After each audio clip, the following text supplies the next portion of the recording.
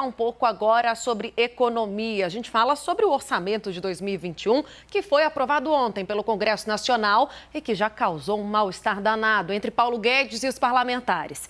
O ministro da Economia reclamou para o presidente Bolsonaro que o orçamento conta com manobras fiscais para furar o teto de gastos. E, de acordo com ele, deputados e senadores teriam feito isso para aumentar recursos destinados a emendas parlamentares.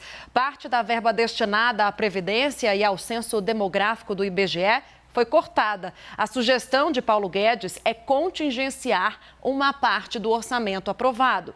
Quem conversa sobre esse assunto com a gente, é claro, é ele, Fernando Nakagawa. Naka, essa solução, então, apresentada pelo ministro Paulo Guedes, se pode funcionar, né? E de que forma, né? Se de fato for aprovada ali pelo presidente?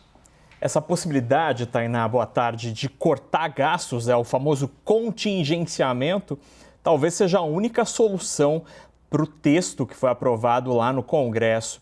Só para a gente entender um pouquinho, as regras fiscais das contas públicas hoje no Brasil prevêem que o governo só pode gastar num ano, por exemplo, em 2021, o que gastou no ano passado, no orçamento tradicional, sem contar aquele orçamento de guerra, mais a inflação. Então é uma caixinha de gastos ali em que você tem que botar todos os seus gastos dentro dessa caixinha. O que os deputados e senadores fizeram ontem, eles pegaram parte dos gastos previstos que estão nessa caixinha, gastos obrigatórios, por exemplo, da Previdência, abono salarial e seguro-desemprego, tiraram um pouquinho. Não é um pouquinho, são 26 bilhões e meio de reais nesses gastos e encaixaram no lugar, já que tem um limite, né, esse teto, essa caixinha, e colocaram no lugar verbas para, por exemplo, o Ministério do Desenvolvimento Regional, para construir, por exemplo, pontes, asfaltar estradas, esse tipo de verba que, obviamente, é muito mais próxima de deputados e senadores que podem aprovar emendas parlamentares.